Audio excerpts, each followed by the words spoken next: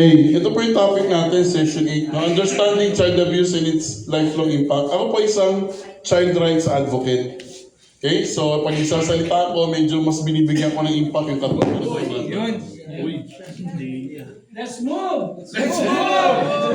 Lahat tayo, bilang mga magulang, may mga pagkakataon na nagkakaroon tayo ng misinterpretation. Normal kung naririnig lagi, pag nagtatanong ako sa mga bata, sa mga tao, anong problema ng kabataan ngayon? Ako, sir, sakit sa ulo.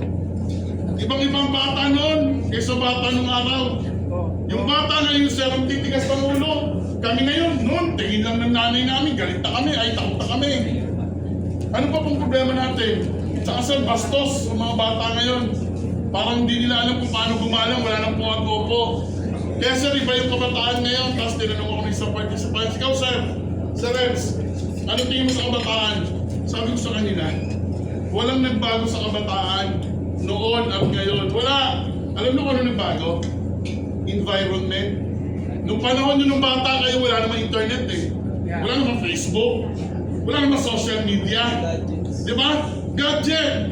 Yun ang nagpabago at hindi tayo nakasabay doon. Kaya mga bata, soft-hearted sila ngayon. Bakit? Kita nyo nung araw, pag umiyak ang bata, kinukuha ng nanay, kinakarga. Ramdam na ramdam yung pagmamahal.